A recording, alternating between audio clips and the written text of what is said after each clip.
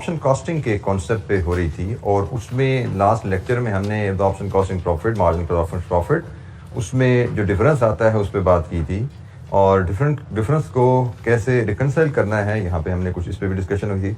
तो कोई सवाल कल के लेक्चर से, लास्ट लेक्चर से कोई इशू?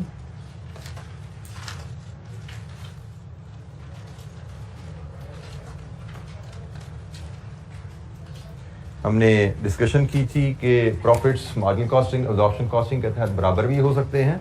अगर closing stock units, opening stock units किसी पीरियड में बराबर हैं तो दोनों सिस्टम के तहत प्रॉफिट बराबर आता है। अगर closing stock units opening stock unit से ज़्यादा हैं तो एब्जॉर्प्शन कॉस्टिंग का प्रॉफिट ज़्यादा होगा मार्जिनल कॉस्टिंग के प्रॉफिट से उसी पीरियड के लिए। अगर क्लोजिंग स्टॉक यूनिट्स कम हैं ओपनिंग स्टॉक यूनिट से तो सेम पीरियड में एब्जॉर्प्शन कॉस्टिंग कम प्रॉफिट रिपोर्ट करेगी as compare to marginal costing. Then we did some reconciliation activities. Illustration 7, 8, 9 में जो कुछ हमने पीछे इलस्ट्रेशन की थी उनकी रिकंसिलिएशन हमने परफॉर्म की थी। तो कोई सवाल जी लास्ट लेक्चर से, कोई इशू? अच्छा जी, रिकंसिलिएशन में हमारे पास दो पॉसिबल फॉर्मेट्स हो सकते हैं। एक फॉर्मेट तो हमने सीख लिया कि जो दोनों सिस्टम में प्रॉफिट्स में डिफरेंस आता है, डिफरेंस की जो वैल्यू होती है वो difference in opening stock and closing stock units को मल्टीप्लाई करते हैं OAR पर यूनिट से। ये हमारा रिकंसिलिएशन का मेथड था कि जब हम कह रहे हैं प्रॉफिट्स डिफरेंट होंगे तो डिफरेंट होंगे बाय व्हाट अमाउंट? डिफरेंट होंगे profits by this amount. Opening stock, closing stock units देखिए कितने हैं, उन यूनिट्स का आपस में फर्क लीजिए। प्लस माइनस साइन की हम बात नहीं कर रहे हैं। प्लस माइनस साइन हमें यहाँ से पता लग रहा है कौन सा प्रॉफिट ज्यादा है कौन सा कम है, तो हमें कम ज्यादा प्लस माइनस उधर से पता लग रहा है। हम वैल्यू देखना चाह रहे हैं। ओपनिंग स्टॉक, क्लोजिंग स्टॉक में यूनिट्स का डिफरेंस लीजिए और overhead absorption rate per unit से मल्टीप्लाई कीजिए तो जनाब ये हमारे प्रॉफिट्स में डिफरेंस की वैल्यू हमें मिल जाती है जिसको हम रिकंसिलिएशन में यूज कर सकते हैं। तो ये रिकंसिलिएशन तो हमने सीख ली, लेकिन बाज़ का हमें सिचुएशन ऐसी मिलती है जिसमें ये रिकंसिलिएशन अप्लाई नहीं हो पाती। वो सिचुएशन कौन सी है? ये जनाब दो सिनेरियोज हैं, इनमें से कोई एक भी एग्जिस्ट करेगा तो हम रिकंसिलिएशन में जो डिफरेंस की वैल्यू है वो कैलकुलेट नहीं कर पाते। ये सिनेरियोज कौन से हैं? Overhead absorption rate per unit is different for opening stock and closing stock. Opening stock जाहिर बात है पिछले महीने बना था, तो ओपनिंग स्टॉक में फिक्स्ड ओवरहेड जो एब्जॉर्ब किए गए हैं वो पिछले महीने के रेट, एस्टिमेटेड रेट के ऊपर किए गए हैं। और करंट पीरियड आपका जो क्लोजिंग स्टॉक है वो आपका शायद करंट पीरियड में बनाया गया है और उसमें ओवरहेड एब्जॉर्प्शन रेट में भी करंट पीरियड को रिलेट कर रहा होगा। तो दो डिफरेंट एब्जॉर्प्शन रेट आ जाते हैं। अगर दो डिफरेंट एब्जॉर्प्शन रेट आ जाए तो इशू आ जाता है कि हम ये जो डिफरेंस इन यूनिट लिया है इसको किस OAR से मल्टीप्लाई करें। हमारे पास जो हमारे पास प्रोडक्शन है उसमें दो OAR यूज हुए हैं। एक पिछले महीने का ओवरहेड एब्जॉर्प्शन रेट था, एक करंट पीरियड का ओवरहेड एब्जॉर्प्शन रेट है। पिछले महीने कुछ और प्रोडक्शन कॉस्ट थी, इस महीने कुछ और प्रोडक्शन कॉस्ट है। सो दोनों महीनों में प्रोडक्शन कॉस्ट डिफरेंट होने की वजह से दो ओवरहेड एब्जॉर्प्शन रेट हो सकते हैं। तो ये इशू आ गया। So we may come across this situation जिसमें दो डिफरेंट ओवरहेड एब्जॉर्प्शन रेट आ सकते हैं।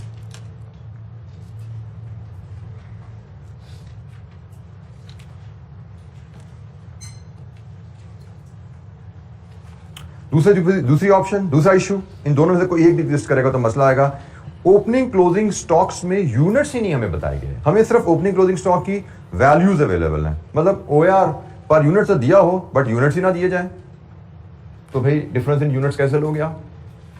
तो हम कह रहे हैं कि ये हमने एक बेसिक रिकंसिलिएशन का मेथड तो सीख लिया कि भाई हम ज्यादातर केसेस में तो रिकंसिलिएशन इस मेथड से बना लेंगे, लेकिन कोई भी ऐसा सिनेरियो आया जिनमें से इन दोनों में से कोई भी एक भी सिचुएशन एग्जिस्ट करती होगी तो हम जो रिकंसिलिएशन हमने बनानी सीखी है वो मेथड यहाँ चलेगा नहीं। यहाँ पे हमारे पास दो ओवरहेड एब्जॉर्प्शन रेट आ जाते हैं, हमें मसला आ जाएगा भाई कि हम यूनिट्स का डिफरेंस तो ले पा रहे हैं लेकिन किस OAR से मल्टीप्लाई करें, और यहाँ पे हमें यूनिट्स ही अवेलेबल नहीं है, OAR में भी अवेलेबल, तो यूनिट्स ही नहीं है तो रिकंसिलिएशन कैसे बनाए?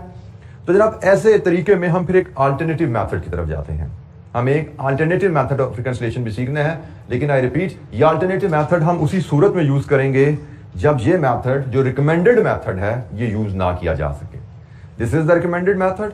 अगर ये यूज ना किया जा सकेगा इन दोनों में से किसी भी सिचुएशन की एग्जिस्टेंस की वजह से तो हम अल्टरनेटिव मेथड की तरफ जाएंगे। वो अल्टरनेटिव मेथड कैसे यूज किया जाएगा? Let's have a look at illustration 10 और फिर हम उसकी एप्लीकेशन की बात करते हैं।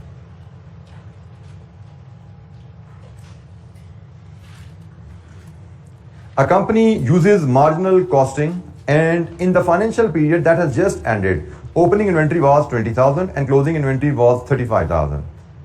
The reported profit for the year was 192,000.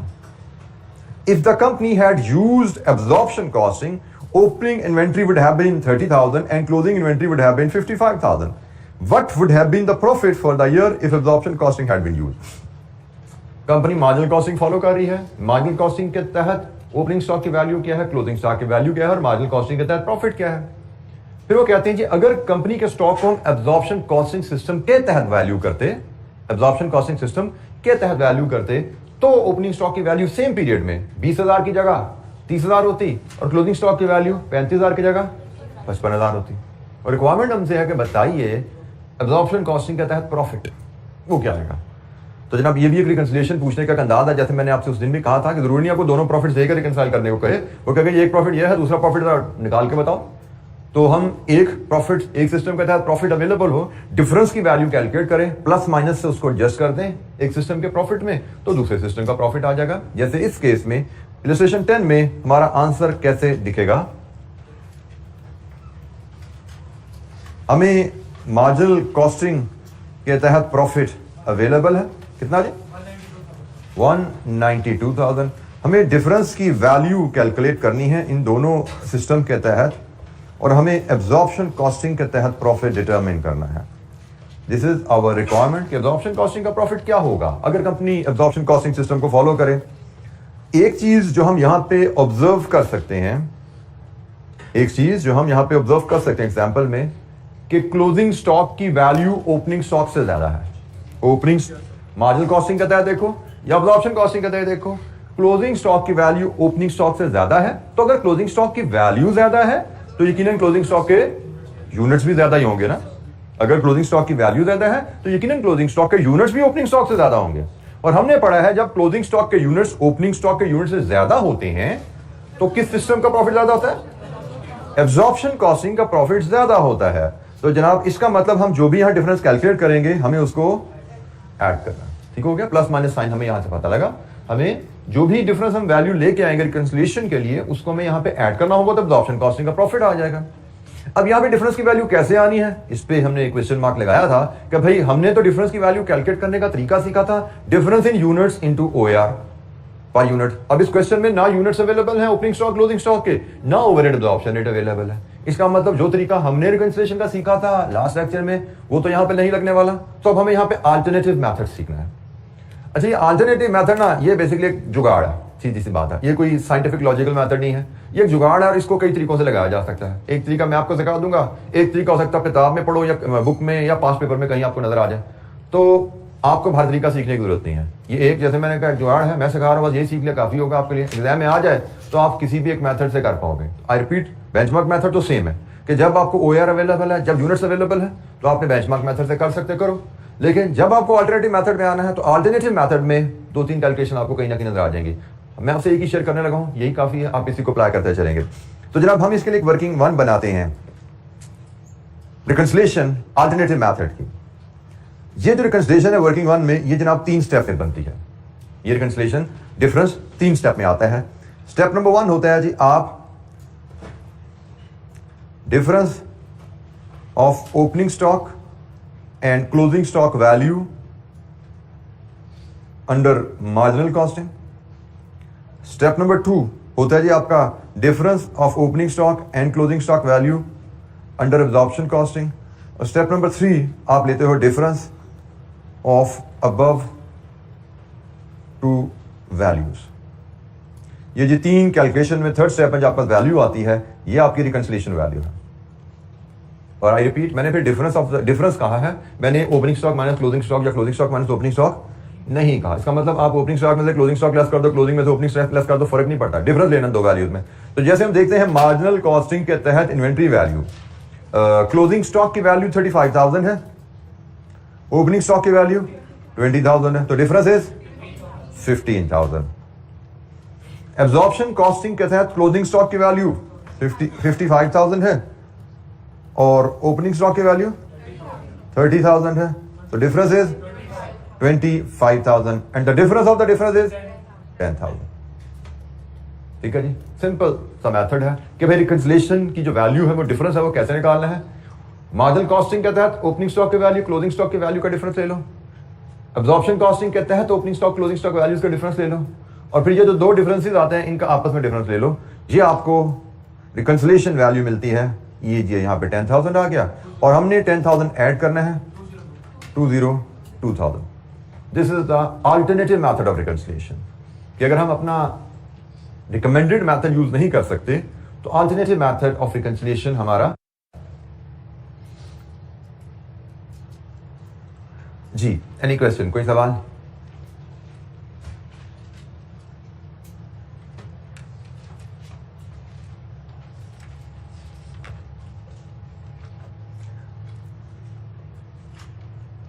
किसी स्टूडेंट को कोई दिक्कत? एक और एक्टिविटी हम इसकी करते हैं, ये रिपीट एक्टिविटी है, इलस्ट्रेशन 11। हम इलस्ट्रेशन 11 में ये एक्टिविटी रिपीट है हमारी तकरीबन, हम इसको देखते हैं।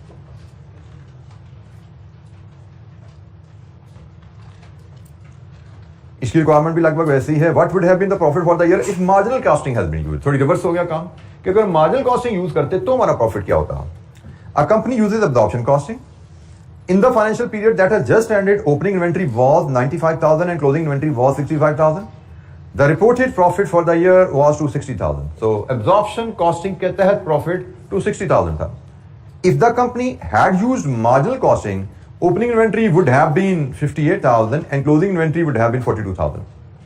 तो मार्जिनल कॉस्टिंग के तहत ओपनिंग स्टॉक की वैल्यू क्लोजिंग स्टॉक की वैल्यूज भी हमें दे दी गई हैं, और हमसे कहा गया है अगर कंपनी मार्जिनल कॉस्टिंग यूज करती तो इसका प्रॉफिट क्या होता। इलस्ट्रेशन 11 के तहत हम रिकंसिलिएशन बनाते हैं। हमारा स्टार्टिंग पॉइंट यहां पे है अब जी, एब्जॉर्प्शन कॉस्टिंग का प्रॉफिट जो कि हमें गिवन है 260,000, और फिर हमने डिफरेंस की वैल्यू आइडेंटिफाई करनी है और हमने प्रॉफिट अंडर मार्जिनल कॉस्टिंग पे जाना है। और डिफरेंस की वैल्यू कैसे आएगी वो तो बात की बात है, लेकिन एक चीज जो हम नोट कर सकते हैं, क्लोजिंग स्टॉक की वैल्यू ओपनिंग स्टॉक से कम है। जब वैल्यू कम है तो यकीनन यूनिट्स भी कम होंगे, और जब क्लोजिंग स्टॉक के यूनिट्स कम होते हैं एब्जॉर्प्शन कॉस्टिंग का प्रॉफिट कम होता है। हम इसको इस तरह याद रख लें, closing stock units opening stock से ज्यादा है तो एब्जॉर्प्शन कॉस्टिंग का प्रॉफिट ज्यादा है। क्लोजिंग स्टॉक यूनिट्स अगर ओपनिंग स्टॉक से कम है तो एब्जॉर्प्शन कॉस्टिंग का प्रॉफिट कम है। ठीक है, तो एब्जॉर्प्शन कॉस्टिंग प्रॉफिट का कम होने का मतलब यही है कि मार्जिनल का ज्यादा है, तो मार्जिनल का ज्यादा है तो डिफरेंस यहाँ पे भी ऐड होना है। बिल्कुल ठीक हो गया, क्योंकि एब्जॉर्प्शन कॉस्टिंग का प्रॉफिट कम होगा, मार्जिनल कॉस्टिंग का ज्यादा है, तो डिफरेंस हमें ऐड करना पड़ेगा।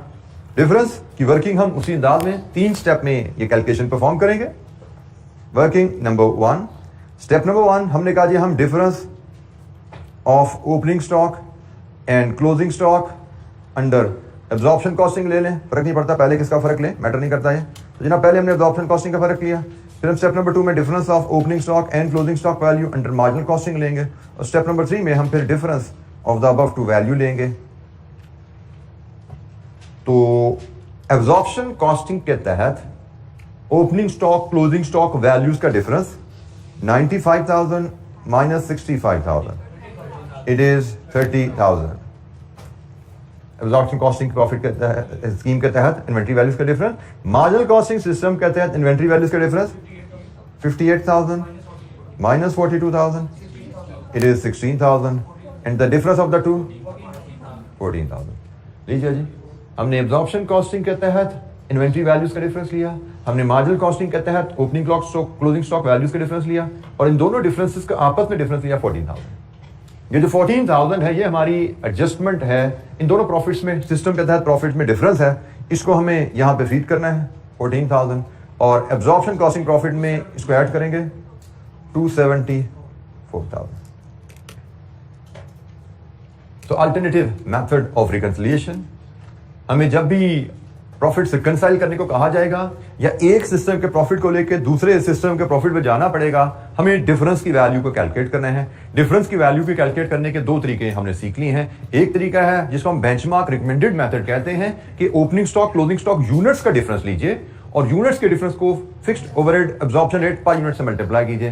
लेकिन अगर वो मेथड अप्लाई ना हो तो आप इस मेथड से भी ये डिफरेंस की वैल्यू डिटरमिन कर सकते हैं। वो मेथड अप्लाई करने के लिए अगर आपको एप्लीकेबल नहीं है, जिसकी कंडीशन हमने 2 पढ़ी, हम बेंचमार्क मेथड कब यूज नहीं करेंगे, जब इन दोनों में से कोई भी एक कंडीशन एग्जिस्ट करेगी, हम अल्टरनेटिव मेथड पे जाएंगे। और मैंने 2 इलस्ट्रेशन आपसे शेयर की अल्टरनेटिव मेथड के ऊपर। जी एनी क्वेश्चन, कोई सवाल? अच्छा जी, इलस्ट्रेशन 12 भी देखेंगे। वो स्लाइटली थोड़ी सी कह सकते हैं आप, थोड़ा उसमें डाटा थोड़ा ज़्यादा है और रिक्वायरमेंट लगभग वैसे ही है जैसे हमने पहले की थी। जहाँ तक किसी बच्चे के ज़हन में कोई सवाल, कोई इशू? जी बेटा।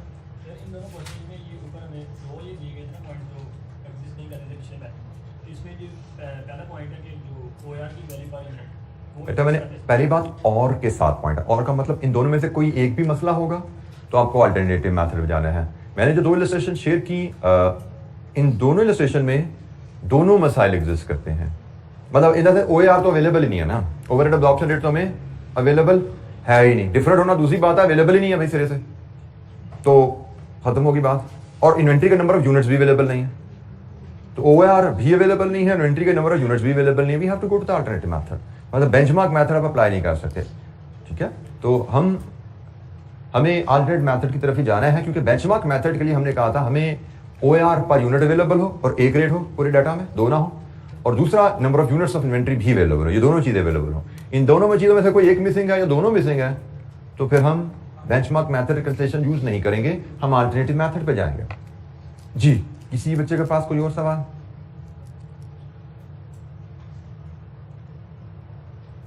अच्छा जी, इलस्ट्रेशन 12 देखते हैं जी। रिक्वायरमेंट इसकी लगभग similar. What would have been the profit for the year if marginal costing had been used? अगर आप मार्जिनल कॉस्टिंग यूज करते तो आपका प्रॉफिट क्या आता? Azure Limited uses absorption costing and the following data is available relating to 2 different years. Opening stock 1 जनवरी 2015 का 1000 units 25,000 रुपए के, मतलब 25 रुपए पर यूनिट की वैल्यू है। Budgeted fixed production overheads for the year 2014 के बजटेड ओवरहेड 20,000 और budgeted production for year 2014 20,000 units, 2 lakh overhead, sorry 2 lakh overheads 20,000 units.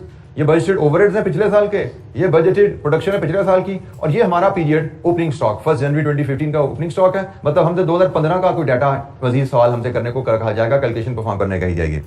आगे चलते हैं, कहते हैं क्लोजिंग स्टॉक 2015 का 31 दिसंबर को जो आया वो 2000 यूनिट्स वैल्यूड एट 54 है। Budgeted fixed production overheads for 2015 के फिक्स्ड प्रोडक्शन ओवरहेड 3 लाख थे, और बजटेड प्रोडक्शन जो थी 2015 की वो 25,000 थी। और profit for the year under which system? Absorption costing. Profit for the year is 1,50,000। हमसे कहा जा रहा है बताइए कि आपका profit for the year marginal costing क्या होता? ये तो एब्जॉर्प्शन कॉस्टिंग के तहत प्रॉफिट है ना।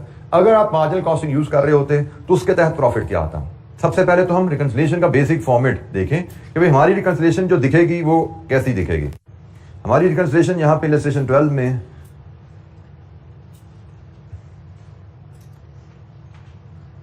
हमें एब्जॉर्प्शन कॉस्टिंग प्रॉफिट दिया गया है, हमने डिफरेंस की वैल्यू कैलकुलेट करनी है और हमने मार्जिनल कॉस्टिंग प्रॉफिट पे जाना है।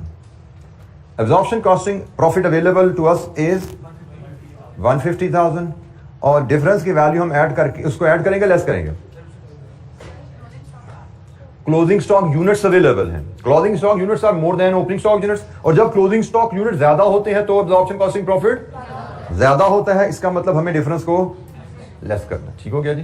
एब्जॉर्प्शन कॉस्टिंग प्रॉफिट गिवन है और हमें पता है क्लोजिंग स्टॉक यूनिट ज्यादा होने का मतलब एब्जॉर्प्शन कॉस्टिंग का प्रॉफिट मार्जिनल कॉस्टिंग से ज्यादा है। इसका मतलब हमें जो डिफरेंस आएगा उसको इसमें लेस करके मार्जिनल कॉस्टिंग प्रॉफिट की रिड्यूस फिगर चाहिए। एब्जॉर्प्शन कॉस्टिंग से कम प्रॉफिट होगा जो मार्जिनल कॉस्टिंग का होगा। तो ये तो होगी बात कहानी की कि भाई ये रिकंसिलिएशन कैसे देखेगी। अब बात आती है डिफरेंस। डिफरेंस जो हमें चाहिए वो किस मेथड से निकलेगा, बेंचमार्क मेथड से या अल्टरनेटिव मेथड से। तो उसके लिए हम आते हैं डाटा पे दोबारा, हम डाटा का एनालिसिस करते हैं। तो हमें ओपनिंग क्लोजिंग स्टॉक के यूनिट्स अवेलेबल हैं, यूनिट्स अवेलेबल हैं। अब हमें ओवरहेड एब्जॉर्प्शन रेट देखना है। 1 जनवरी 2015 की जो ओपनिंग स्टॉक है ये किस साल में प्रोड्यूस हुआ था? यकीनन 2014 में। तो इसकी कैलकुलेशन में जो फिक्स्ड ओवरहेड एब्जॉर्ब हुए में हैं वो 2014 के डाटा से हैं। सिमिलरली 2015 का ओवरहेड एब्जॉर्प्शन रेट हम इस डाटा से निकाल सकते हैं। तो हमारे पास जो डाटा अवेलेबल है हम इसके तहत OAR कैलकुलेट कर लेते हैं। हम एक डाटा एक वर्किंग छोटी सी बना लेते हैं, हमें इस वर्किंग की जरूरत पड़ने वाली है। से वर्किंग 1 में पहले OAR ही हम कैलकुलेट करते हैं। हम कैलकुलेट करते हैं और OAR कैलकुलेट करने का तरीका क्या है? Budgeted fixed production overheads divided with budgeted production, और यूनिट्स में हमें गिवन है। हम 2014 और 2015 दोनों के लिए ये कैलकुलेशन परफॉर्म करते हैं। तो 2014 का जो बजटेड ओवरहेड्स हैं वो 2 लाख हैं, और 2014 की जो प्रोडक्शन है वो कितनी है, 20,000 है, और इसका मतलब 2014 का यहां से OAR per unit it is 10। Similarly 2015 की कैलकुलेशन परफॉर्म करें, इसके बजटेड ओवरहेड्स 3 लाख हैं, बजटेड प्रोडक्शन 25,000 है, और OAR 12। तो जनाब यहां पे आप देखिए कि हमारे पास यूनिट्स तो अवेलेबल है ओपनिंग क्लोजिंग स्टॉक के, लेकिन ओवरहेड एब्जॉर्प्शन रेट 2 है हमारे पास। ओपनिंग स्टॉक में ओवरहेड एब्जॉर्प्शन रेट 10 है, और करंट पीरियड में जब प्रोडक्शन कर रहे हैं उसमें ओवरहेड एब्जॉर्प्शन रेट 12। एक सवाल में, एक डाटा में जब 2 ओवरहेड एब्जॉर्प्शन रेट आ जाए तो फिर हमें इशू आ गया, भाई यूनिट डिफरेंस इन यूनिट्स तो हम ले सकते हैं, बट मल्टीप्लाई 10 से करें, 12 से करें, तो हमने कहा कि हम इस चक्कर में पड़ते ही नहीं है, हम अल्टरनेटिव मेथड पे चले जाएंगे। यूनिट्स अवेलेबल हैं, रेट्स 2 हैं, तो हमें तो ओवरहेड एब्जॉर्प्शन का 1 रेट चाहिए होता है, इसमें 2 रेट आ गए, विच विल अप्लाई, इस चक्कर में हम नहीं पढ़ेंगे, हम अल्टरनेटिव मेथड पे चले जाएंगे। जी एनी क्वेश्चन, कोई सवाल? अल्टरनेटिव मेथड की तरफ जब जाना है हमने, तो अल्टरनेटिव मेथड क्या जी?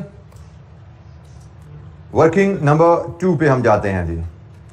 वर्किंग नंबर 2 में हमने पढ़ा हुआ है कि आप लेते हो step number 1, difference in opening stock and closing stock value under absorption costing, और फिर आप कैलकुलेट करते हो difference of opening stock closing stock value under marginal costing, और स्टेप नंबर 3 में फिर डिफरेंस ऑफ द 2 डिफरेंसेस आप ले लेते हो।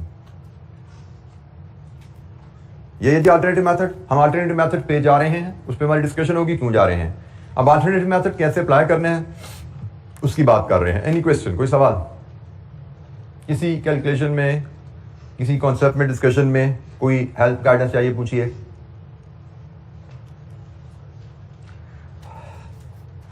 अच्छा जी,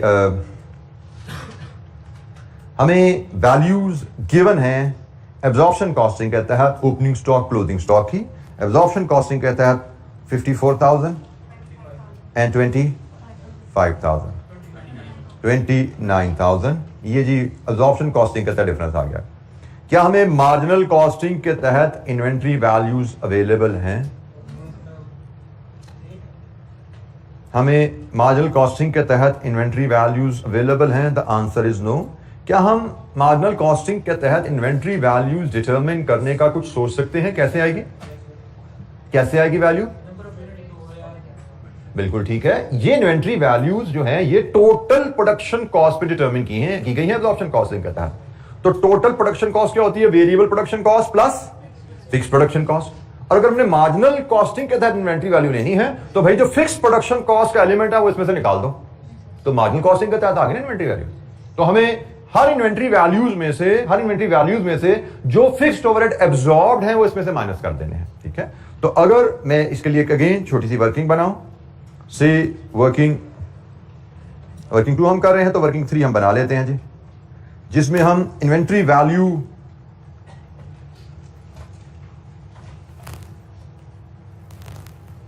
अंडर मार्जिनल कॉस्टिंग डिटरमिन करते हैं, और हम ओपनिंग स्टॉक और क्लोजिंग स्टॉक दोनों की इन्वेंट्री वैल्यूज जानना चाहते हैं। तो जनाब ये इन्वेंट्री वैल्यूज डिटरमिन करने के लिए हम सबसे पहले उठाते हैं, हमें inventory value under absorption costing जो अवेलेबल है। ओपनिंग स्टॉक की वैल्यू 25,000 है, क्लोजिंग स्टॉक की वैल्यू 54,000 है। अगर हम इनमें से fixed production overhead absorbed less कर दें तो हमें inventory value under marginal costing मिल जाएगी, क्योंकि एब्जॉर्प्शन कॉस्टिंग के तहत इन्वेंट्री वैल्यू जो होती है वो फुल कॉस्ट पे होती है, और inventory value under marginal costing जो होती है वो वेरिएबल प्रोडक्शन कॉस्ट पे की जाती है। इसमें भी यहां चले मैं प्रोडक्शन कॉस्ट का वर्ड ऐड कर देता हूं, अदरवाइज वी नो इट, लेकिन जस्ट फॉर द रिवीजन मैं इसमें प्रोडक्शन कॉस्ट का वर्ड ऐड कर रहा हूं। इन्वेंट्री वैल्यू पर हमें पता है प्रोडक्शन कॉस्ट पे वैल्यू की जाती है, तो एब्जॉर्प्शन कॉस्टिंग के तहत inventory value full production cost पे है। फुल प्रोडक्शन कॉस्ट का मतलब इसमें वेरिएबल कॉस्ट के साथ साथ फिक्स ओवरहेड भी एब्जॉर्ब हुए हैं। हमने ये कैलकुलेशन कई दफा परफॉर्म की हुई है। और हमें मार्जिनल कॉस्टिंग के तहत इन्वेंट्री चाहिए, मतलब हमें सिर्फ वेरिएबल प्रोडक्शन कॉस्ट चाहिए। तो जनाब इसमें से फिक्स प्रोडक्शन ओवरहेड जो एब्जॉर्ब है वो इसमें से लेस कीजिए। तो ओपनिंग स्टॉक में कितने यूनिट्स हैं? 1000। और ओपनिंग स्टॉक में ओवरहेड एब्जॉर्प्शन रेट क्या है? 10। वर्किंग वन से हमें पता लग रहा है ओपनिंग स्टॉक में ओवरहेड एब्जॉर्प्शन रेट 10 है। ओपनिंग स्टॉक 2014 में बना था, 2014 में एब्जॉर्प्शन रेट 10 था। तो जनाब यहां पे हम इनटू 10 ये वर्किंग वन के रेफरेंस से ये रेट ला रहे हैं। तो ये है जनाब 10,000, हमें इसको लेस करना है यहां से। तो इसके तहत वैल्यू आई 15,000। ओपनिंग स्टॉक की value under marginal costing 15,000। Closing stock, closing stock के यूनिट्स कितने हैं? 2000। इनमें ओवरहेड एब्जॉर्प्शन रेट क्या लगा होगा जनाब? 2000 हमने क्लोजिंग स्टॉक 2015 में बना है, तो 2015 में हमारे पास जो रेट चल रहा है वो 12 का है। तो हमने कहा जी इसमें तो 12 का रेट अप्लाई हुआ होगा। तो जनाब 12 का रेट अप्लाई किया, 24,000, 30,000। लीजिए जी जनाब, ये हमारे पास ओपनिंग स्टॉक क्लोजिंग स्टॉक की वैल्यू अंडर मार्जिनल कॉस्टिंग आ गई। Any question? हमने overhead absorption rate working number 1 में डिटरमिन किए थे, उसके मुताबिक हमारे पास वैल्यूज आ गई। Any question?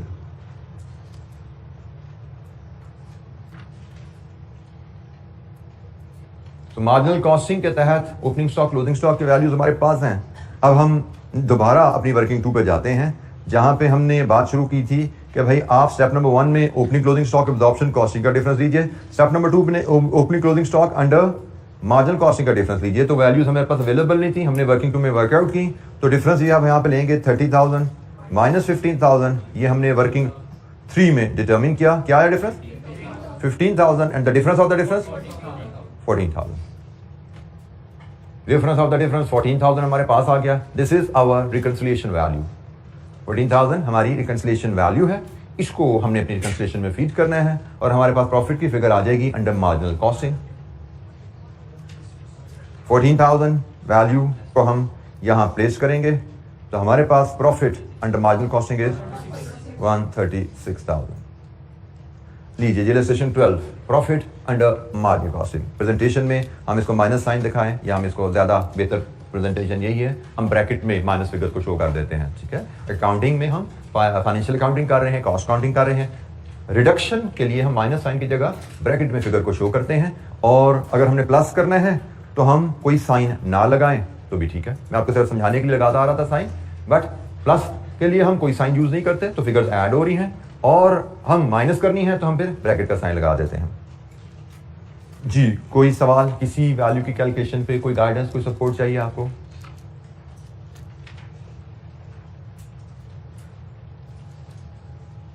अच्छा जी, illustration 13 will be your class activity. Illustration 13 में रिक्वायरमेंट तो उसी तरह की है, what would have been the profit for the year if marginal costing had been used. आपको एब्जॉर्प्शन कॉस्टिंग का प्रॉफिट दिया गया है, कहा गया है मार्जिनल कॉस्टिंग प्रॉफिट बताइए। तो देखेंगे आप पहले रिकंसिलिएशन का फॉर्मेट, फिर दिस मेथड डिसाइड करेंगे कि बेंचमार्क मेथड या alternative method, and then you will perform the calculation. Illustration number 13,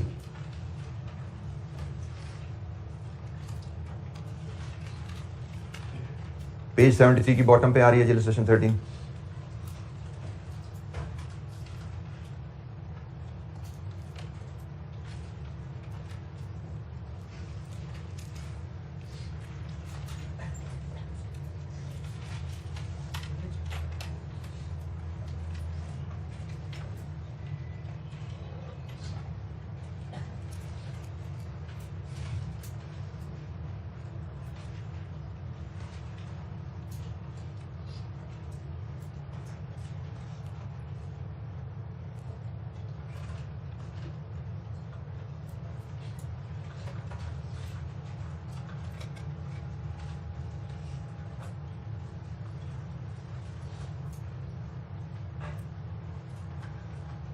for your information, no opening stock का मतलब opening stock is 0।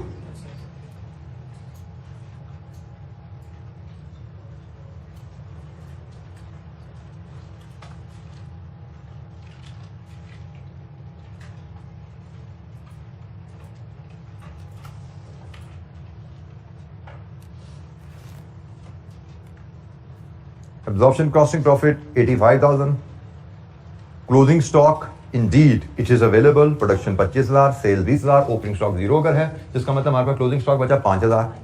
Opening stock 0 है, क्लोजिंग स्टॉक 5,000 है, इसका मतलब ऑप्शन कॉस्टिंग प्रॉफिट ज्यादा है, मार्जिनल कॉस्टिंग प्रॉफिट कम होगा। कितना कम होगा? Opening stock units closing stock units का डिफरेंस 5,000 माइनस 0, यही है जी difference, into overhead absorption rate. और ओवरहेड एब्जॉर्प्शन रेट जनाब आपकी फिक्स प्रोडक्शन ओवरहेड्स हैं और इसमें हम 25,000 को ही बजटेड प्रोडक्शन लेंगे। यहां पे एक चीज और नोट कीजिए, हमें ओवरहेड एब्जॉर्प्शन रेट के लिए budgeted overheads divide with budgeted production चाहिए होती है, सही है जी। बट यहां पे हमें ना बजटेड ओवरहेड्स अवेलेबल है ना बजटेड प्रोडक्शन अवेलेबल है, ऐसा ही है। यहां पे जब हमें बताया गया था following data relates to a manufacturing company for a period, it mean this is actual data. हमें ओआर के लिए बजटेड डाटा चाहिए होता है, जब बजटेड डाटा अवेलेबल नहीं है लेकिन ओआर तो चाहिए हमें, इसका मतलब ये नहीं कि हम ओआर निकालेंगे नहीं, फिर हमें अजम्पशन लेनी पड़ती है। हम अज्यूम करेंगे कि हमारे बजटेड ओवरहेड एक्चुअल ओवरहेड के बराबर रहे होंगे और हमारी बजटेड प्रोडक्शन भी एक्चुअल प्रोडक्शन के बराबर रही होगी। ऐसा नहीं कि यहां पे हमारा फार्मूला बदल गया ओआर का, एक्चुअल ओवरहेड को एक्चुअल प्रोडक्शन से डिवाइड नहीं कर रहे हम, ओआर का फार्मूला वही है, budgeted overheads divide with budgeted production. जब in the absence of the information we are assuming here budgeted overheads are equal to actual overheads, budgeted production is equal to actual production. इस data को लेके चलें तो it is 150,000 over 25,000 तो 6, तो ये बना जनाब 30,000 और मार्जिनल कॉस्टिंग का प्रॉफिट आया 55,000। तो profit under marginal costing illustration 13 55,000।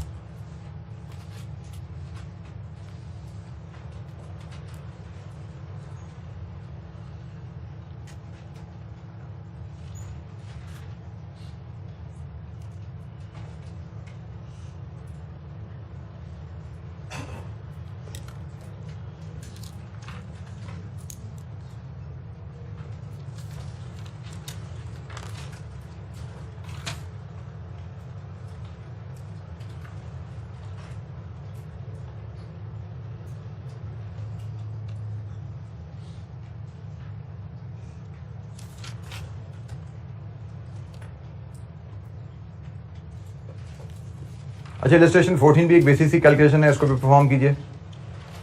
Illustration 14 is another basic calculation. इसमें रिक्वायरमेंट क्या है जी? मार्जिनल कॉस्टिंग कहता है प्रॉफिट बताइए, कंपनी एब्जॉर्प्शन कॉस्टिंग यूज कर रही है, उसका प्रॉफिट हमें गिवन है, मार्जिनल कॉस्टिंग कहता है प्रॉफिट बनाइए, क्या आता है?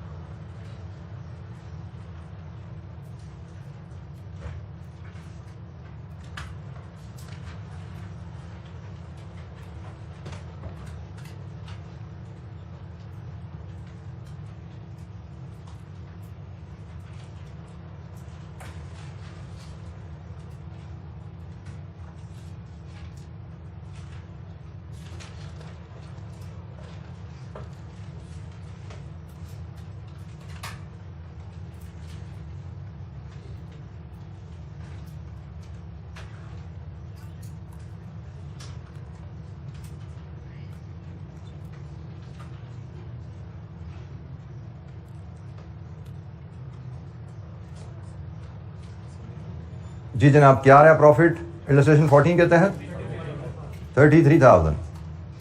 जी, एनी डिसएग्रीमेंट? 33,000 75,000 था डिफरेंस। आपने इन इन्वेंट्री कितना आया यूनिट्स में?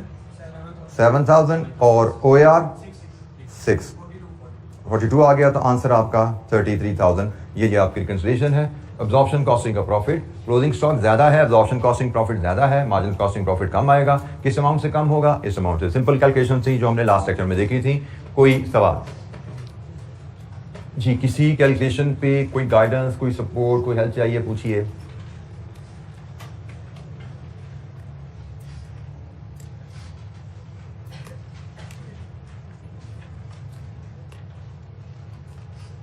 अच्छा बेटा, कुछ बच्चों की फीडबैक मुझे थी कि बात का मैं शायद कैलकुलेशन में पूछता हूँ और बच्चे मुझे जब आंसर देते हैं तो मैं कैलकुलेशन को लेके अगले कैलकुलेशन पे मूव कर जाता हूँ, लेकिन some students they are still lagging behind. तो उनको अगर if you have the feeling, तो मैंने पहले भी कहा था, अगर नहीं तो दोबारा सुन लीजिए। If you have any, you need any time in noting the illustrations और क्वेश्चंस, और if you need any time in performing the calculation, you are facing in difficulties, you have all the right, brother, I would say this is your duty to raise your hand and just ask 1 minute sir, ठीक है, this will be enough for me and I'll take a pause there and I'll wait for your calculation to finish and if you need some guidance you can always ask. तो मुझसे, और इसमें हमारे पास एक और फायदा भी तो है कि पहली बात, अगर आप नोट करने के लिए आपको टाइम चाहिए तो मैंने कौन सी चीज़ रेस की, आप कहिए मैं नोट करेंगे, मैं ऊपर से ले लीजिए नोट कर लें, टाइम भी मिल जाएगा आपको, कोई इशू नहीं है आपको उसमें। और डिस्कशन करनी है आपने तो वो भी हम आसानी से डिस्कशन कर सकते हैं। इवन आप कहेंगे कल के किसी सवाल पर कैलकुलेशन मुझे समझ नहीं आई तो हम कल का लेक्चर भी खोल लेंगे, यहाँ पे कल हमने क्या किया था कैलकुलेशन वो भी सामने आ जाएगी, ठीक है। तो आप थोड़ी सी इसमें मैं कहूँगा पार्टिसिपेशन रखिए अपनी, कि अगर आपको टाइम चाहिए just raise your hand and voice 1 minute, ठीक है जी, 1 मिनट आप कह देंगे तो that will be enough signal for me कि you need time, I take a pause there. जी कोई सवाल यहाँ पे जी? अच्छा जी, यहाँ से आगे हमने असूलन तो रूटीन में जैसे हम चलते हैं, हमें इस चैप्टर की डिस्कशन हमारी कंप्लीट है, हमें इस चैप्टर के पास पेपर क्वेश्चन देखने थे मैं कहूँगा, क्योंकि I am altering my route a little, थोड़ा सा वो अपना जो रूट है थोड़ा बदल रहा हूँ और उसकी बदलने की ज़रूरत मुझे इसलिए पेश आई कि generally by the time I reach here तो पहले स्टूडेंट्स ने फाइनेंशियल अकाउंटिंग में ऑलरेडी पिछले सेमेस्टर में कुछ ना कुछ इन्वेंट्री वैल्यूएशन मेथड्स पे डिस्कशन कर ली होती थी, अगर नहीं तो तकरीबन हमें चौथा हफ्ता चल रहा है क्लासेस का, तो यहाँ तक आते आते इन्वेंट्री वैल्यूएशन के बारे में कुछ पढ़ चुके होते थे। What I learn from class full of yours कि आप लोगों ने अभी इन्वेंट्री वैल्यूएशन का चैप्टर अकाउंटिंग में शायद नहीं पढ़ा, एम आई राइट? इन्वेंट्री वैल्यूएशन का चैप्टर आपने फाइनेंशियल अकाउंटिंग में नहीं पढ़ा, तो इस चैप्टर के जितने भी क्वेश्चन आते हैं उन क्वेश्चन में एक आध टर्म इन्वेंट्री वैल्यूएशन से रिलेटेड यूज हो जाती है। तो आई थॉट कि बजाय इसका मैं एक स्टैंड अलोन टर्म को आपको एक्सप्लेन करने के चक्कर में पढ़ूं, तो क्यों ना हम इन्वेंट्री वैल्यूएशन का चैप्टर ही पहले कर लें। तो जब हम इन्वेंट्री वैल्यूएशन का चैप्टर करेंगे उसके एंड पे हम इस चैप्टर के उसके क्वेश्चन तो करेंगे, इस चैप्टर के भी हमने 2-3 क्वेश्चन जो करने हैं 5 पेपर्स के वो भी उस वक्त कर लेंगे, हमारी रिवीजन भी हो जाएगी और हमारी मतलब प्रैक्टिस भी हो जाएगी साथ ही 5 पेपर की। इस चैप्टर में ओवरऑल हमने सीखा क्या है? हमने प्रॉफिट लॉस बनाना सीखा है। मार्जिनल कॉस्टिंग के तहत प्रॉफिट लॉस कैसे बनता है, 2 फॉर्मेट्स, एक स्मार्ट फॉर्मेट एक लॉन्ग फॉर्मेट। एब्जॉर्प्शन कॉस्टिंग के तहत प्रॉफिट लॉस कैसे बनता है, एक ही तरीका। तो ये हमने फॉर्मेट्स 2 सिस्टम के तहत मार्जिनल कॉस्टिंग एब्जॉर्प्शन कॉस्टिंग के तहत प्रॉफिट लॉस बनाना सीखा है। स्ट्रेट फॉरवर्ड सिंपल से फॉर्मेट्स हैं 2 जो हमने सीखे हैं। उसके बाद इन दोनों प्रॉफिट्स में डिफरेंस की वजह, कब दोनों सिस्टम के तहत प्रॉफिट बराबर आएगा, कब एब्जॉर्प्शन कॉस्टिंग का प्रॉफिट ज्यादा होगा सेम पीरियड में और कब एब्जॉर्प्शन कॉस्टिंग का प्रॉफिट कम होगा सेम पीरियड में मार्जिनल कॉस्टिंग प्रॉफिट की निस्बत, इसमें हमारी बात हुई। और वो डिफरेंस जो होगा प्रॉफिट्स में उसको हम कैसे रिकंसाइल कर सकते हैं, 2 मेथड पे हमने बात की। एक मेथड हमने लास्ट लेक्चर में सीखा था, आज उसको रिवाइज किया इलस्ट्रेशन 13-14 में, और एक दूसरा मेथड हमने अल्टरनेटिव मेथड सीखा जो हमने इलस्ट्रेशन 10, 11, 12 में अप्लाई किया। तो this is the whole learning. तो इस पे जो प्रैक्टिस क्वेश्चन है इन कॉन्सेप्ट के ऊपर वो हम आगे चल के करेंगे। फिलहाल जैसे मैंने कहा कि हम इन्वेंट्री वैल्यूएशन के एक चैप्टर है जो हमारा, वो भी एक छोटा सा बेसिक सा चैप्टर है, उसको हम डिस्कस करते हैं। तो इन्वेंट्री वैल्यूएशन के चैप्टर में सबसे पहली चीज जैसे हम देखते हैं वो तो यह है भाई, इसमें मार्क्स, हमें रिसेंट मॉडल पेपर देखें मार्क्स नजर नहीं आए, स्प्रिंग 22 देखें मार्क्स नजर नहीं आते इसमें, लेकिन इस सवाल में जिन टर्म्स की वजह से मैं यहाँ पे इस चैप्टर पे मूव हुआ हूँ, वो जो टर्म्स हम यहाँ पे सीखेंगे वो टर्म्स तो जरूर इन पेपर्स में यूज हुई नहीं है। इसका मतलब इन्वेंट्री वैल्यूएशन के नॉलेज के बगैर आप पेपर नहीं हल कर सकते थे, फुल फ्लेज क्वेश्चन नहीं आया इन टॉपिक्स पे इन 2 पेपर्स में। लेकिन ये टर्म जो इसमें हम सीखेंगे, जो नॉलेज हम इसमें सीखेंगे, किसी ना किसी सवाल में उसकी एप्लीकेशन हमें आती रहेगी, ठीक हो गया, एक पहली बात ये। और दूसरी बात कि भाई इन 2 में तो हमें नजर नहीं आ रहा, लेकिन इससे पीछे हम जाए ना कंसेक्यूटिव 2 टाइम, तो दोनों टाइम इन्वेंट्री वैल्यूएशन पे सवाल आएगा। अब यहां पे जरा एक तो जो से जुमला सुन लीजिएगा, स्प्रिंग 22 नई स्कीम की पहली अटेम्प्ट है। स्प्रिंग 22 से पहले जो अटेम्प्ट हमारी हुई थी वो कौन सी हुई होगी, ऑटम 21। ऑटम 21 हमारे ओल्ड सिलेबस की लास्ट अटेम्प्ट थी। ओल्ड सिलेबस की लास्ट 2 अटेम्प्ट में तो ये क्वेश्चन इस एरिया पे आया हुआ है। हालांकि लास्ट ओल्ड स्कीम में ये चैप्टर की सिग्निफिकेंस रिलेटिवली कम थी, क्योंकि ओल्ड स्कीम में हमारे पास बहुत ज्यादा टॉपिक्स होते थे, तो एग्जामिनर के पास कुछ और टॉपिक्स भी थे अहम जिनसे वो सवाल दे सकता था, उसके बावजूद इसने इस चैप्टर को टच किया हुआ है। इसका मतलब हम ये ना समझे कि ये चैप्टर से सवाल इन 2 पेपर में नजर नहीं आया तो इसका मतलब एग्जामिनर की नजर में इसकी अहमियत बहुत कम है, हमें इसको बहुत तवज्जो नहीं देनी, ऐसी बिल्कुल बात नहीं है। बेसिक चैप्टर है और हमें, लेकिन उसके बाद, और ये इन दोनों में नजर नहीं आ रहा, इसके बावजूद हमें इसको कवरेज भी करनी है और इसको तवज्जो भी पूरी देनी है, क्योंकि लास्ट अटेम्प्ट्स की जब मैं बात करता हूं तो हम, अगर ये हमारा चैप्टर 4 है, चैप्टर 4 में स्प्रिंग 21 में इस पे मार्क्स आए में है, नंबर अनफॉर्चुनेटली मिसिंग है मेरे पास, लेकिन गुड 10-12 नंबर का क्वेश्चन लग रहा है ये। ऑटम 21 में 13 मार्क का क्वेश्चन इसमें से आ रहा है, 15 मार्क का रहा है शुरू से। तो ऑटम 21 में 15 मार्क्स है और स्प्रिंग 21 में समहाउ मैंने जैसे कहा कि मार्क्स मेरे पास नहीं आए, लेकिन मुझे इसके साइज से लग रहा है ये भी कोई 10 नंबर के करीब जरूर कम से कम सवाल है। तो सिग्निफिकेंस इस टॉपिक की अपनी जगह है, इसमें जो टर्म्स हैं वो तो मुख्तलिफ क्वेश्चन में आनी ही आनी है, लेकिन इस तरह से क्वेश्चन भी आने की प्रोबेबिलिटी ज्यादा है। मैं फिर बता दूं, ये टॉपिक पिछली स्कीम में लेस इंपॉर्टेंट था, क्योंकि पिछली स्कीम में टॉपिक ज्यादा थे, क्वेश्चन कम होते थे। आपकी स्कीम में टॉपिक कम है, क्वेश्चन ज्यादा हो गए हैं। 9 क्वेश्चंस आपके हो गए हैं, टॉपिक्स भी 3-4 बड़े अहम उसने निकाल दिए हैं, कोई कैप 6 में डाल दिया, कोई कहीं डाल दिया। तो इसका मतलब नई स्कीम में इसकी सिग्निफिकेंस पिछली स्कीम से थोड़ी ज्यादा है। जब पिछली स्कीम में उसकी अपीयरेंस आती थी, तो इसमें मुझे लगता है कि अपीयरेंस जरूरी है। कमिंग अटेम्प्ट के लिहाज से मुझे लगता है चैप्टर, ये टॉपिक मस्ट अपीयर टॉपिक है कि आपको इस टॉपिक पे जरूर सवाल आएगा कमिंग अटेम्प्ट में। तो जनाब, इसके लिए अब हम चलते हैं इन्वेंट्री वैल्यूएशन। अब by the way, inventory valuation के बेसिक कॉन्सेप्ट से आप फेमिलियर हो चुके हैं ओवरहेड की डिस्कशन में। इन्वेंट्री वैल्यू क्या होती है? Units in hand into cost per unit, ये बेसिक का कॉन्सेप्ट आप सीख चुके हैं। अब इसमें कुछ मजीद बातें हैं। इसके लिए हम इस चैप्टर में क्या सीखेंगे? हम ओवरऑल इदारे में इन्वेंट्री सिस्टम काम कैसे करता है। इन्वेंट्री सिस्टम से मुराद होती है कि वहां पे रॉ मटेरियल आता है, उससे फिर प्रोडक्शन होती है, फिर फिनिश गुड्स बनती हैं, तो ये चीजों को कैसे मैनेज और कंट्रोल किया जाता है अकाउंटेंट के पॉइंट ऑफ व्यू से, अकाउंटिंग पॉइंट ऑफ व्यू से इन चीजों को कैसे मैनेज या कंट्रोल किया जाता है, कैसे इनका रिकॉर्ड रखा जाता है। क्योंकि अगर हम रॉ मटेरियल की परचेज, उसकी प्रोडक्शन में यूज और उसकी फिनिश गुड्स में कन्वर्जन, सब चीज का प्रॉपर रिकॉर्ड नहीं रख पाते, तो हम कॉस्ट पर यूनिट ठीक कैलकुलेट नहीं कर पाते। तो अब हम समझेंगे कि इन्वेंट्री सिस्टम हमारा वर्क कैसे करता है, जिसका अल्टीमेट एम, एक मेजर मकसद हमारा इन्वेंट्री वैल्यूज डिटरमिन करना होता है। ठीक है, इन्वेंट्री वैल्यूज डिटरमिन करना एक अहम मकसद होता है इस इन्वेंट्री सिस्टम का। There are other objectives as well, उस पर भी बात करेंगे। इन्वेंट्री वैल्यूएशन सिग्निफिकेंट क्यों है? नंबर 1, हमारी प्रोडक्ट कॉस्ट का एक मेजर कंपोनेंट होता है।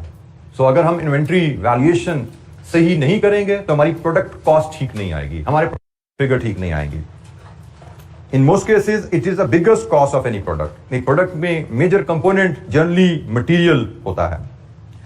सो हम इसलिए कहते हैं हमें प्रॉपर प्रोसीजर और कंट्रोल्स डिफाइन करने हैं, ताकि हम कॉस्ट, उसकी जो यूज हो रही है उसकी कॉस्ट भी सही डिटरमिन कर सकें, और जो इन्वेंट्री इन हैंड है उसकी वैल्यू ठीक कर सकें हम। Inventory which is consumed during a period, it is treated as expense, जिसको हम प्रोडक्शन कॉस्ट कहते आ रहे हैं। अगर डायरेक्ट है या इनडायरेक्ट है वो प्रोडक्शन कॉस्ट में जाता है, और जो अनयूज्ड इन्वेंट्री होती है वो पीरियड एंड पे एज एसेट फाइनेंशियल स्टेटमेंट में आती है। ठीक है जी, इस बात से भी हम फेमिलियर हैं। आपको जब मैंने कॉस्ट फ्लो समझाया था, वहां पे मैंने आपको इन्वेंट्री का एक अकाउंट बना के दिखाया था कि जब इन्वेंट्री खरीदते हैं उस अकाउंट में एज एसेट रिकॉर्ड कर लेते हैं, फिर जो इन्वेंट्री हम यूज कर लेते हैं वो वहां से वर्क इन प्रोसेस को, प्रोडक्शन कॉस्ट को चार्ज कर देते हैं। ठीक हो गया? तो जो इन्वेंट्री यूज हो जाती है वो हमने एक इन्वेंट्री का एक अकाउंट कॉस्ट फ्लो में सीखा था। हमने कहा था जब परचेज किया जाता है इन्वेंट्री को, यहां पे डेबिट किया जाएगा। फॉर एग्जांपल 100 रुपए का स्टॉक खरीदा, इधर डेबिट कर दो, स्टॉक खरीद के हमारे पास पड़ा हुआ है, दिस इज आवर एसेट। लेकिन फिर हमें एक वर्क इन प्रोसेस, एक ऑर्डर आया, से वर्क इन प्रोसेस नंबर 1 को हमने 20 रुपए का स्टॉक इशू कर दिया। फिर वर्क इन प्रोसेस नंबर 2 आया, से हमने उसको भी 40 रुपए का स्टॉक इशू कर दिया। लेट्स अज्यूम इसके बाद हमारा पीरियड, साल खत्म हो गया, तो हमारे पास क्लोजिंग स्टॉक जो हम बैलेंस कैरी डाउन करते हैं, कितना बचा? 40। हमारा अकाउंट हम इस तरह क्लोज करते हैं, by now you should know it, ये जनाब आपका बैलेंस ब्राउट डाउन हो जाता है 40 का।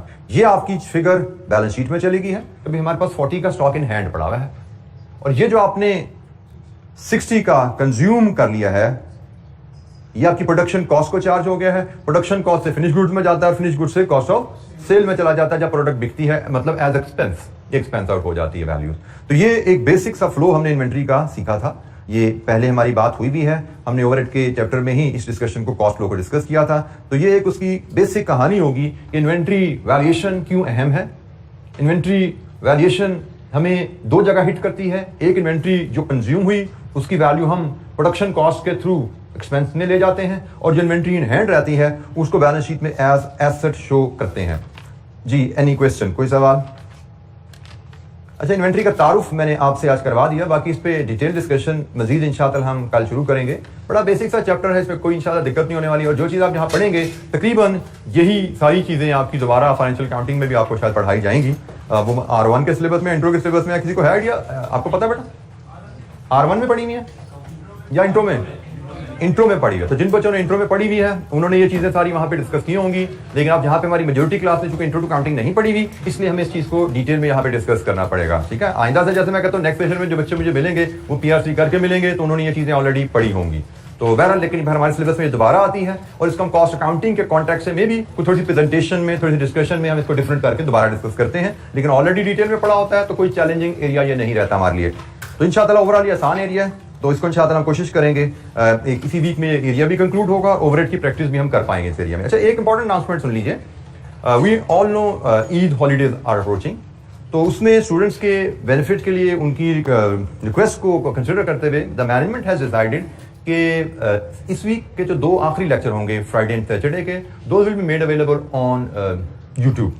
लकीली हमारी रिकॉर्डिंग हो रही है तो यूट्यूब पे ये अवेलेबल हो जाएंगे। तो बच्चे जो ट्रैवल करना चाहते हैं out station, they generally face challenge के लिए हमें ट्रांसपोर्टेशन इशू आ जाते हैं वीकेंड पे, अगर ट्रैवल करेंगे क्लास के बाद, तो दे हैव दिस लिबर्टी कि अगर वो चाहें तो they can travel and they can have access to the last 2 days lecture on Friday Saturday का लेक्चर आपको विद इन 1-2 days आपको यूट्यूब पे अवेलेबल हो जाएगा। मतलब भी फ्राइडे का लेक्चर आपको सैटरडे को मिल जाएगा और सैटरडे का लेक्चर में भी आपको संडे या मंडे को अवेलेबल इंशाअल्लाह कर दिया जाएगा। तो ये दोनों आपको यूट्यूब पर लेक्चर अवेलेबल होंगे and you have to make sure कि आप जब हमें ज्वाइन करेंगे आफ्टर ईद ये दोनों लेक्चर अटेंड करके आएंगे। ऐसा ना हो कि आप यहाँ से भी छुट्टी कर लें, उनको भी रिवाइज ना कर पाए, तो ये ख्याल आपको खुद रखना होगा क्योंकि we will be continuing forward, इसी तरह चलते रहेंगे। तो ये आप लोगों की फ्लेक्सिबिलिटी के लिए आपको एक ऑप्शन दी जा रही है जो आउट स्टेशन के स्पेशली बच्चे हैं। ठीक है जी, थैंक यू वेरी मच, अस्सलाम वालेकुम।